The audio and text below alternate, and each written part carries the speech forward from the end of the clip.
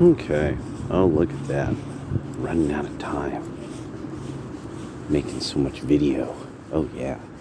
So, some of you might have seen that now starts the Jewish people just being on campus, having some kind of talk about something. And, along comes the left peacefully protesting until they have to retreat to safety. I could have sworn there is a man who claims some Jewish ancestry. He has a Greek name, he's gay, but he was conservative, so it didn't matter. He was on the right of center, so it didn't matter. A lot of Jewish people need to start understanding some things now. The Constitution, the Republic, the form that it's in now, protects the minority from the majority. That's the way it's constructed. Democracy does not. It's the antithesis of this. Democracy does not protect the minority from the majority. The minority vote is at the end of the day, is dangling off the end of a rope. That's what's really going on. And for some reason, there's some weird thing with people who are liberal and kind of quasi-socialist and the progressives that you won't deal with that. And that this is a basis of the training in American civics. This is so basic that it's like, no, really, the sound for A is ah. the letter A sound is ah. This is without knowing that it works that way, you can't understand the system of civics we have here, as opposed to, say, Britain or in the European Union. That they are much more democratic. That is why the EU's set of what they call rights are conditional. They can just be revoked, not like ours that are inalienable. And people just don't get it. They don't want to. They refuse to. They want to believe things, and so they fail. And the failure is now going to come from that. The liberals and the Democrats have to now constantly gin things up, and this is one of the other thing I was thinking about too is, okay, now the Democratic Party has unfortunately tied itself so closely to the progressives. When the progressives do what the progressives did back in the day, and they do it now, you're going to look bad.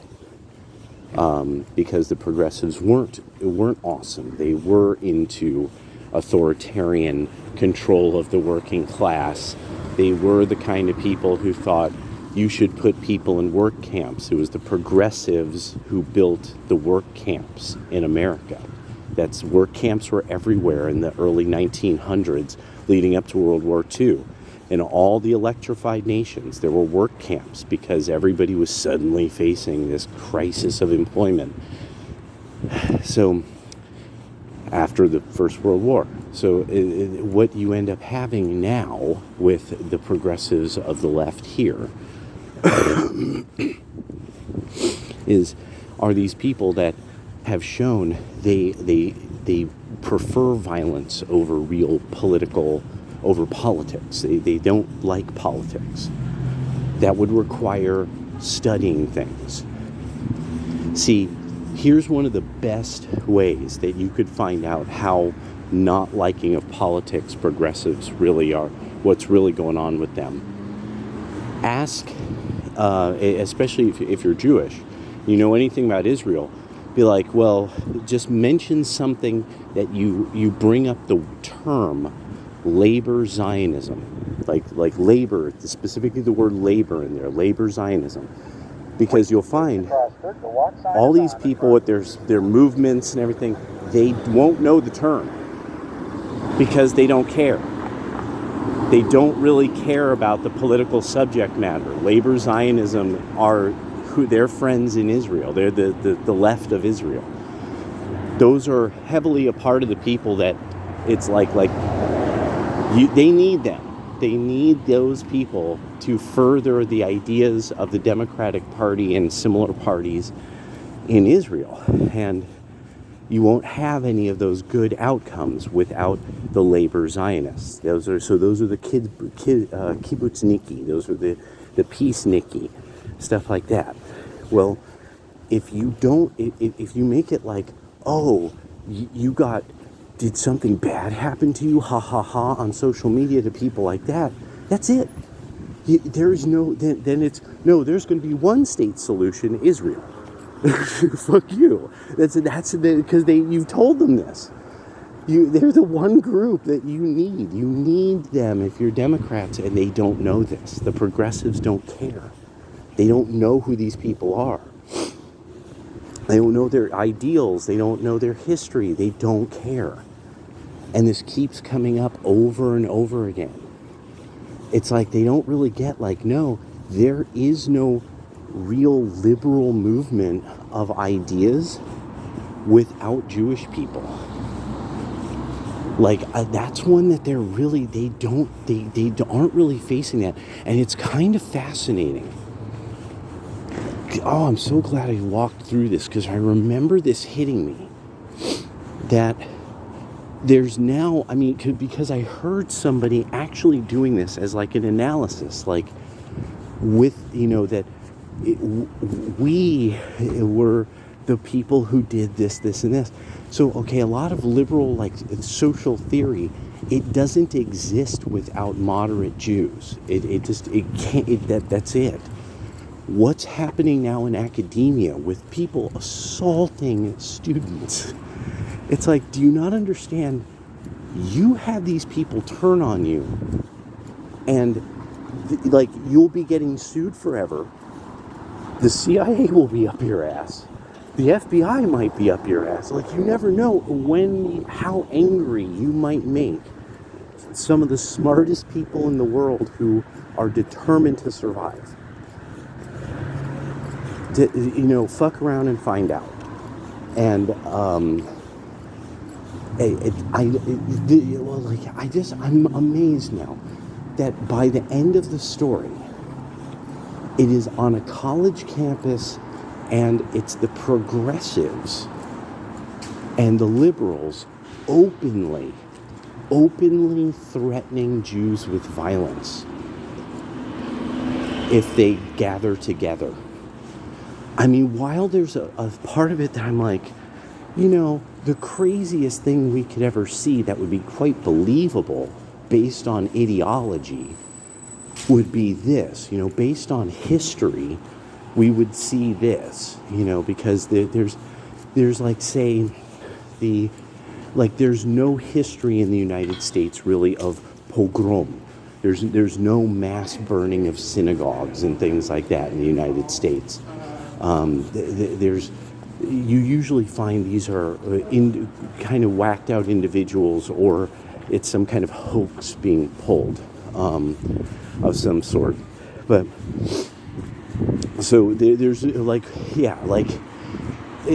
the point that one of the things I once heard was how welcoming Charleston in the earliest days of America was to Jewish people.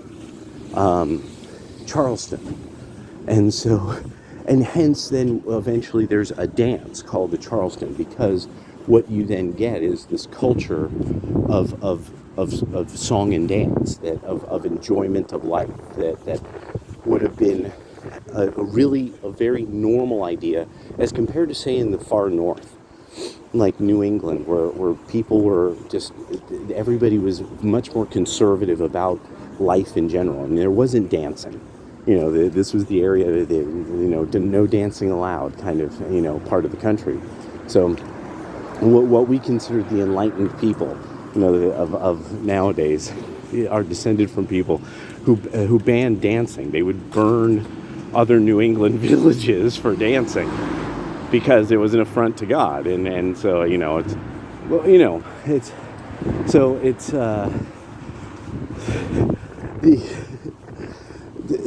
that's why it's always entertaining to me to see how like the political parties and political cultures change over the 100 years time, and how also they don't, but this whole thing of going after these students, making people feel afraid and stuff and all that, that's gonna, I mean, that's it. You guys you're playing with something that it's okay. So it's the rumor. The issue is really the rumor is of who funds what in politics.